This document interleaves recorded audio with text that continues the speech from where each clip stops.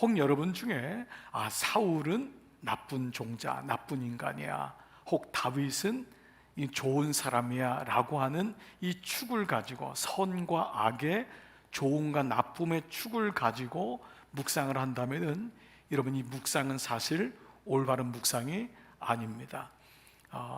여러분께 한번 여쭤볼게요. 사울이 나쁜 사람인가요? 다윗이 나쁜 사람인가요? 자, 여러분 다시요. 사울이 나쁜 사람인가요? 다윗이 나쁜 사람인가요?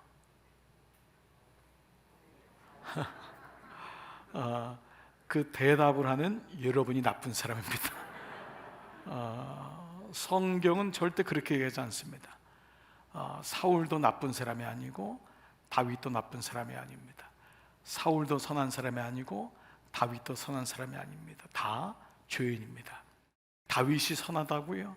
다윗이 왕이 될 만하다고요? 아닙니다.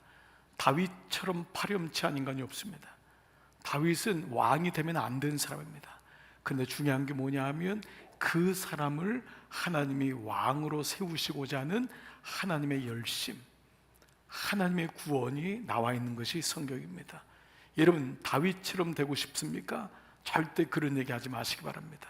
저도 영어 이름이 데이빗, 다윗입니다. 다 나중에 알게 된 게 다윗을 알면서 이름을 바꾸고 싶었습니다. 이름 잘못 쳤구나. 이야, 이건 정말 하나님의 은혜가 아니면 구원에 들어갈 인간이 없구나. 다윗이란 인생으로 살면 안 되겠구나라는 생각을 한 적이 한두 번이 아닙니다. 오늘 우리 가운데는 바로 이같이 흑백 논리나 진영 논리를 가지고 말씀을 묵상하기가 쉽습니다. 아빠들이, 대부분 남자들이 말씀을 묵상하기가 어려운 부분이 너무 진영 논리나 흑백 논리에 스스로가 붕괴하고 스스로가 거기에 대한 선과 악을 기준하는 사람이라고 착각합니다. 그렇기 때문에 말씀에서 하나님이 보이지 않고 자기가 기준이 되는 사람이 되기 때문에 말씀 묵상이 깊이 들어가지 못하고 교훈적인 말씀에는 눈이 떠지지만은 구속사적인 말씀에는 눈이 떠지지 않는 경우가 많이 있습니다. 다시 사울로 한번 가보겠습니다. 이랬던 사울, 어찌 보면 그렇게 큰 죄는 짓지 않은 것 같은데 어느 날 사울에게 조짐이 이상해지는 거예요. 사울이 하나님을 찾지 않아요. 하나님의 뜻이 중요하지 않아요. 오직 사울은 죽을 때까지 자기 자신과 자기 자식들만 생각하다 죽습니다. 자기 가문의 계보를 잊지 못해서 그것이 멸망당할까 봐 안타까워합니다. 그러니까 하나님의 구원의 계보에는 관심이 없는 거예요. 생각이 없는 거예요. 왕으로까지 세웠는데. 그래서 이제 이번 주에 여러분은 사울 왕이 신접한, 자기가 쫓아낸 무당을 자기 발로 찾아가서 만나는 일까지 일어납니다. 자, 이것이 우리가 부단히 가져야 될 구속사적 묵상입니다. 우리가 생각할 땐 이 사람이 구원받아도 괜찮은데 하나님은 축을 다윗 쪽으로 옮겨요. 자, 그런 가운데 오늘 본문 26장은 24장의 사건과 굉장히 유사한 사건입니다. 24장은 뭐냐 하면 그 엥게디 동굴에 사울이 혼자 그 대변을 보려고, 뒤를 보려고 들어왔을 때 다윗에게는 죽일 수 있는 절호의 찬스인데 죽이지 않죠. 여러분이 알다시피 사울 왕의 옷자락을 베어서 사울에게 보여줍니다. 왕이요, 내가 당신 죽일 수 있었는데 죽이지 않았습니다. 그러자 거기서 사울이 통곡을 합니다. 내 아들아, 내 아들아, 내가 미안하다. 네가 나를 살려줬는데 내가 미쳤구나. 그러면서 통곡을 하는 게 24장 말씀입니다. 그런데 이 사무엘 기자는 오늘 26장에 거의 유사한 말씀을 똑같이 등장시킵니다. 그래서 이 말씀을 24장의 강화 혹은 24장의 반복이라고까지 애칭을 얘기합니다. 그러면 우리는 물어보는 거예요. 왜 24장의 사건을 26장에 또 한 번 얘기했을까? 여기 두 가지 뜻이 있습니다. 뭐냐면 이게 그만큼 중요하다는 것이고, 이 사건이 하나님이 다윗을 사랑하게 되는, 다윗을 후대하게 되는, 선대하게 되는 아주 중요한 사건이라는 것입니다. 자, 본문으로 들어가 보면은요, 24장처럼 다윗은 사울을 죽이지 않습니다. 사울은 다윗에게 자기의 잘못을 똑같이 고백합니다. 그러면서 미안하다고 얘기합니다. 내 아들아, 실제로 그 아들은 사위였잖아요. 그리고 이제 백성이니까 보통 아들아라는 말을 쓰기도 하겠죠. 그런데 이 장면에서 여러분에게 나누고 싶은 게 있어요. 이 구절을 먼저 보겠어요. 이 구절이 어떠한지. 자, 21절인데요. 사울이 시작. 사울이 이르되 내가 범죄하였도다. 내 아들 다윗아 돌아오라. 내가 오늘 내 생명을 귀하게 여겼은즉 내가 다시는 너를 해하려 하지 아니하리라. 내가 어리석은 일을 하였으니 대단히 잘못되었도다 하는지라. 자, 여러분 이 말씀 하나만 봐보자고요. 자, 여러분에게 한번 여쭤볼게요. 여러분, 이 사울의 이 고백이 진짜 같습니까? 거짓말 같습니까? 진짜 사울이 회개하는 겁니다. 사울이 진짜 미안하다. 사울이 진짜 회개하는 거예요. 자, 그런데 문제는 뭐죠? 이게 우리에게 이렇게 진심이냐고 질문을 할 정도로 그 다음에 27장에서 사울은 또 다윗을 쫓아가요. 24장에서 엔게디에서 했던 사울의 회개는 진짜였다고요. 물론 우리가 회개라고 하는 말의 메타노이아는 온 마음과 생각, 몸의 행실이 돌아서는 것, 이것을 진짜 회개라고 하지만은 우리가 우리의 삶을 한번 보자고요. 여러분이 어떤 일을 당했을 때, 부끄러운 일이 발견되었을 때, 그것이 배우자든 자녀이든 누군가에게 정말 미안하다고. 제가 교도소에서 사역하는 한 분이 있는데, 그분들이 법관 앞에서 판정이 떨어질 때 흘리는 눈물은 절대 악어의 눈물이 아니라는 거예요. 오열을 하는 그 눈물은 진짜 눈물이라는 거예요. 그런데 왜 그들이 다시 교도소를 또 들어갈까라는 거예요. 왜 그럴까요? 이게 지금 우리가 보는 우리의 모습 아닙니까? 근데 그 모습 속에서 21절을 다시 한번 봐보는 거예요. 물론 이 사람이 이게 진실한 회개고 고백이라고 믿지만은 이 안에 들어가 있는 축이 되어 있는 말씀이 뭘까? 21절을 다시 한번 보겠습니다. 사울이 이르되 내가 범죄하였도다. 내 아들 다윗아 돌아오라. 내가 오늘 내 생명을 귀하게 여긴즉 내가 다시는 너를 해하려 하지 아니하리라. 내가 어리석은 일을 하였으니 대단히 잘못되었도다. 여러분, 지금 계속 반복되는 단어는 뭐죠? 나예요. 나. 사울에게 위기는 뭐냐 하면 하나님이란 단어가 사라지기 시작하는 거예요. 이제 아예 없어요. 그리고 이제 화요일이면은 무당을 찾아가는 거예요.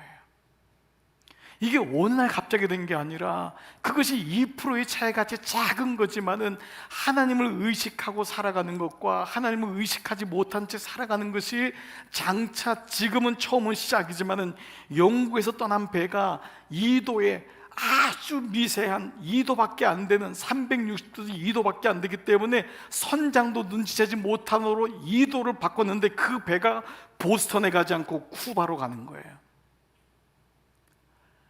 2도밖에 안 되는 그 작은 것이 신앙생활이 크게 영광 돌리는 것이 아닙니다. 작은 부분인데 그 부분이 보스턴으로 갈 배가 쿠바로 가는 완전히 다른 궤도로 들어서게 되는 것을 보여준다는 것입니다. 어느 날 사울에게는 하나님이라는 단어가 없어요. 내가 미안하구나. 내 아들아, 네가 나를 용서했구나. 여기 이 정도라면은 어떤 단어가 들어와야 될지 우리는 기대하는데 그것이 없습니다.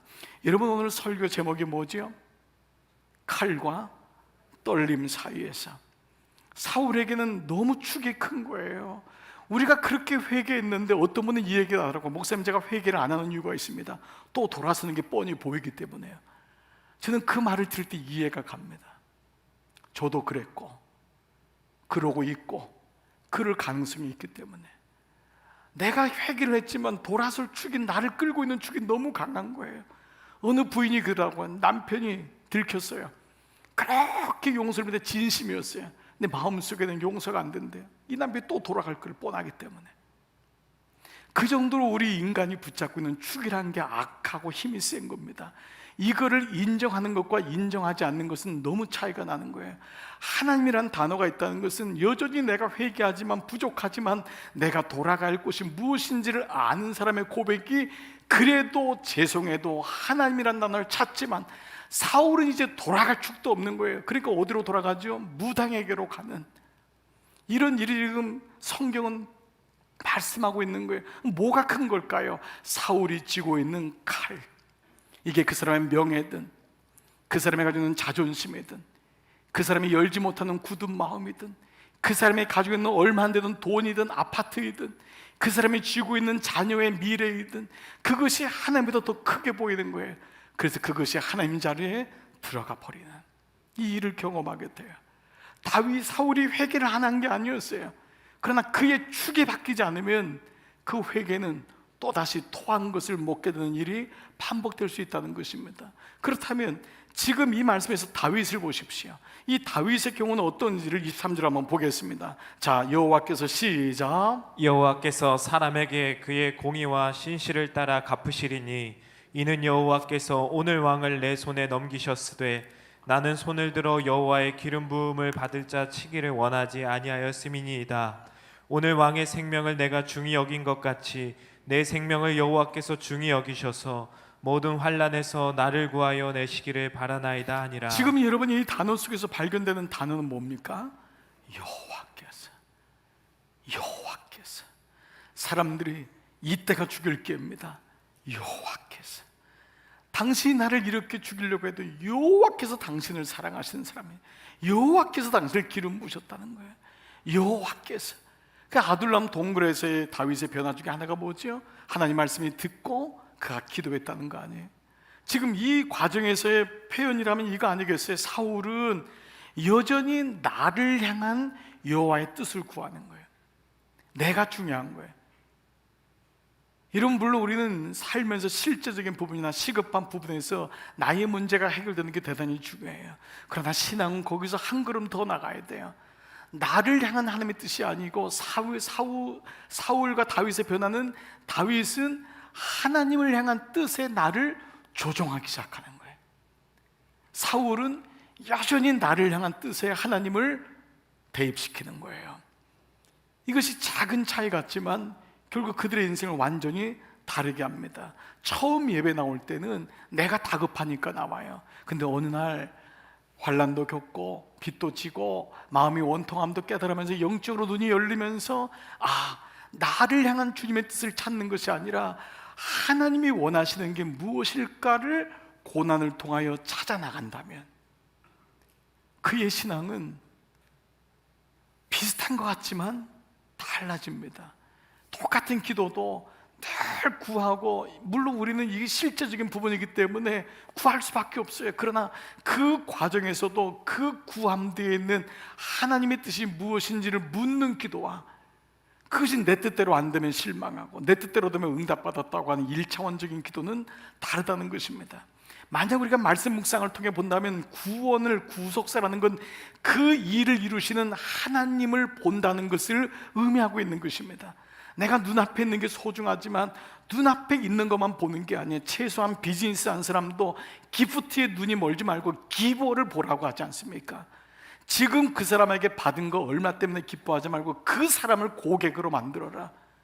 그것이 비즈니스 하는 사람들에게도 원칙이라면, 영적인 부분이라면 더할 것이 없지 않습니까? 보이는 것에 붙잡히는 것이 아니라 보이지 않는 하나님, 바로 이 부분인 것입니다. 그렇다고 다윗이 완벽한 건 아닙니다. 이 구절을 마치고 내일 다윗은 블레셋으로 망명을 해요. 가지 말아야 돼요. 거기서 아주 부끄러움과 수치를 당하는 일을 경험하게 됩니다. 이 말은 뭐죠? 누가 다윗이 옳고 사울이 옳은 것이 아니라 그런 사울과 다윗의 모습이 우리에게 다 같이 있음을 보여주고 있는 거예요. 그리고 우리 안에 다윗이 가지고 있는 긴장관계가 있습니다. 칼을 선택할 거냐, 떨림을 선택할 것이냐. 떨리는 건 무엇입니까? 하나님과의 관계잖아요. 즉 다윗에게 있었던, 마지막까지 있었던 것이 뭐냐면 이 마음을 소환시키는 거예요. 이 마음을 잊지 않는 거예요. 그 엔데기 굴 안에서의 다윗의 마음, 하나님 앞에 떨렸던 마음, 그 옷자락을 잘라도 그 마음에 찔림을 받았던 그 마음을 하나님은 다윗을 잊지 않는 거예요. 그래서 이 사람이라면 내가 사람을 붙여도 되겠구나, 이 마음을 가진 자라면 나라를 붙여도 되겠구나. 그것이었지 그의 능력이나 그의 탁월한 선택 때문에, 그의 가정 때문에, 그의 미갈이 공주기 때문에 그 나라를 준 것이 아니었다는 거예요. 즉 다윗은 긴장 관계 속에서 내가 사울의 계보를 따를 것이냐, 다윗의 계보, 메시아의 계보를 따를 것이냐, 이것이 계속적인 말씀이었어요. 자, 그렇다면 이 같은 이제 두 가지의 이해를 가지고 보면서 오늘 26장은요, 오늘 말씀드렸던 24장의 반복이잖아요. 그런데 사무엘 기자는 의도적으로 이 25장을 집어넣어요. 그것이 바로 나발과 아비가일 부부의 이야기를 집어넣습니다. 왜 집어넣을까요? 이 부부 이야기가 다윗에게 칼을 내려놓게 하는 결정적인 동기가 되었던 거예요. 그래서 25장에 심지어 부부인데도 나발은 사울의 계보를 걷고 아비가일은 다윗의 계보, 메시아의 계보를 걷는 것으로 보게 됩니다. 같은 부부라도, 같은 한 이불을 덮고 있을지라도 영적인 길이 다를 수 있음을 보여주고, 이 구원은 개개인에게 임하는 것임을 보여주고 있어요. 다윗에게 있어서는 구원의 그림자는요, 자신의 어떤 선택이나 똑똑한 탁월한 선택이 아니었어요. 우리가 이거 잊어버리면 안 돼요. 그 골리앗의 칼 앞에서 가졌던 바로 떨림, 그 골리앗 칼 앞에서 하나님을 향해서 가졌던, 세상 사람들은 골리앗의 칼 앞에 떨었지만은 다윗은 하나님의 임재 앞에 떨었던 트렘블링, 쉐이킹, 그 거룩한 마음, 이 찔림. 그래서 이 지혜로운 아비가일의 고백이 다윗으로 하여금 엔게디 동굴의 사건을 소환시킵니다. 자, 24장 4절, 다윗이 일어나서 거기 한번 같이 시작. 다윗이 일어나서 사울의 겉옷자락을 가만히 베니라. 그리한 후에 사울의 옷자락 뱀으로 말미암아 다윗이 마음이 찔려 자기 사람들에게 이르되, 내가 손을 들어 여호와의 기름 부음을 받은 내 주를 치는 것은 여호와께서 금하시는 것이니. 여호와께서 금하시는 것이니. 여기 말씀이 뭐예요? 옷자락 뱀으로 말미암아 다윗의 마음이 찔려. 다윗의 마음이 찔려. 그의 마음이 찔려.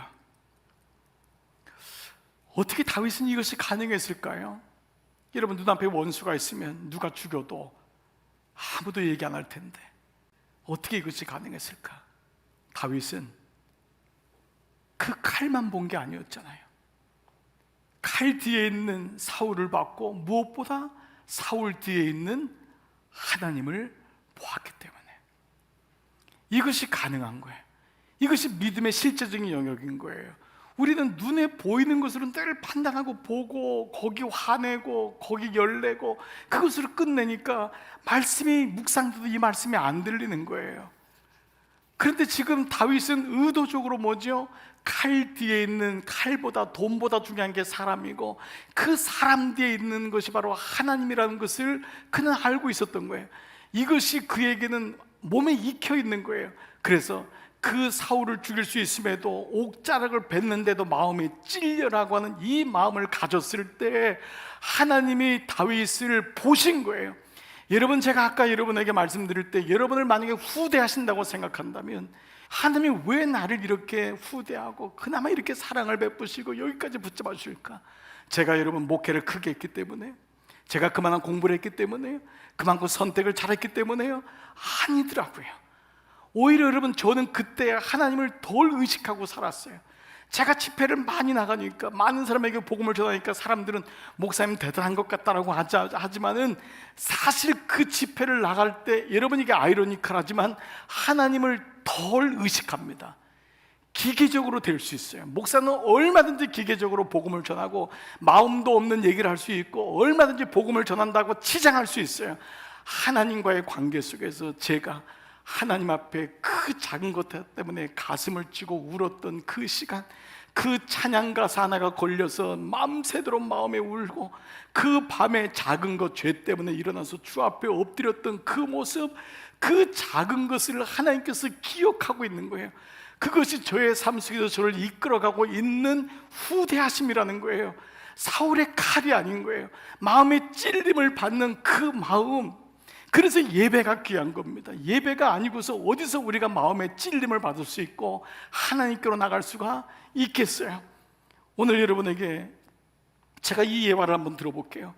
제가 이렇게 컵을 든다면 여러분 중에는 이렇게 지금까지 많이 들었을 거예요. 컵 안에 물이 얼마 있냐? 반 정도 차 있으면 어떤 사람은 반밖에 없네.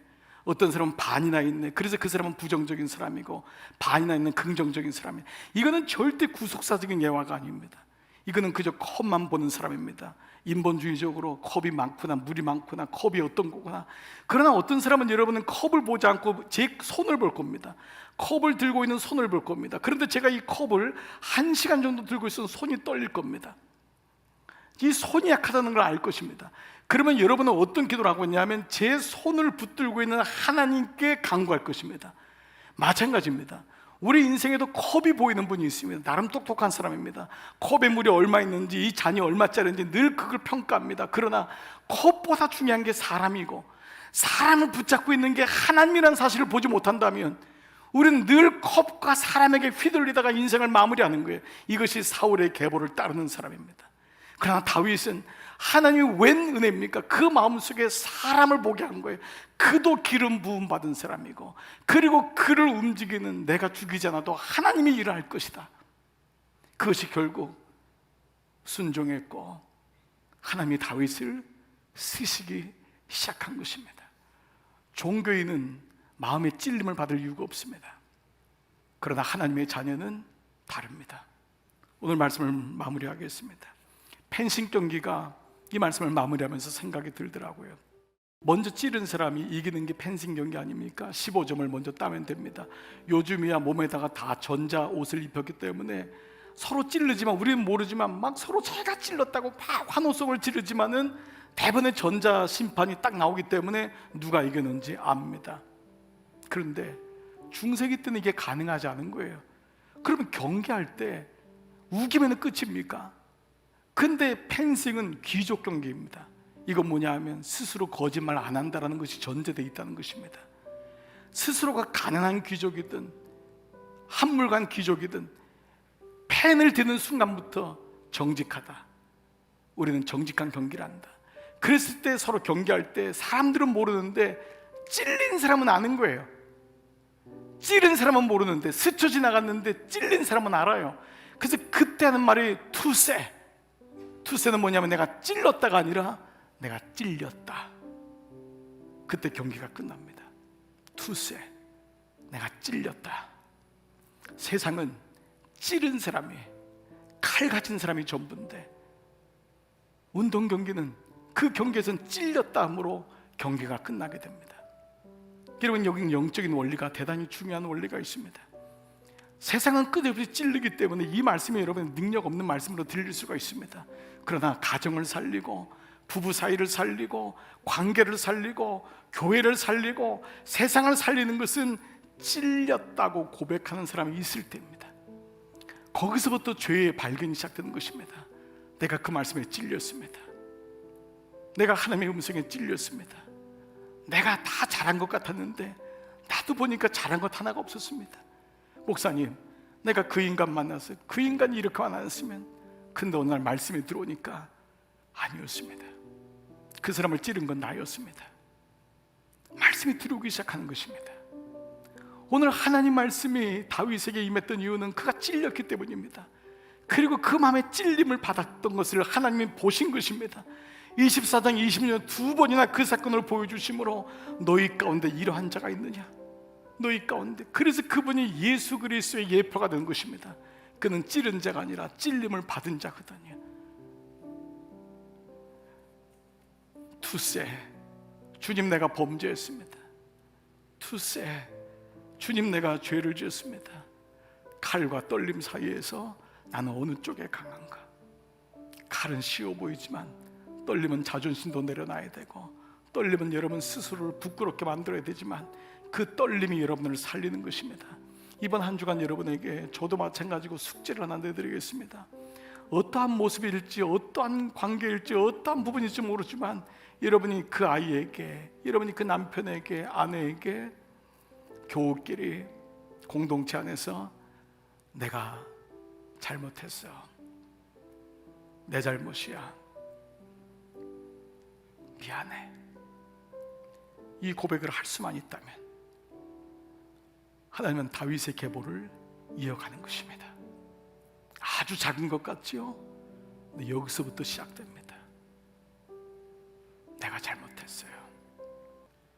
내가 이렇게 당신에게 죄를 고백함으로 내가 당신 나의 아비가일이 되어주고 중보자가 되어줘 내가 다시 하나님께로 돌아갈 수 있는 길을 열려주기를.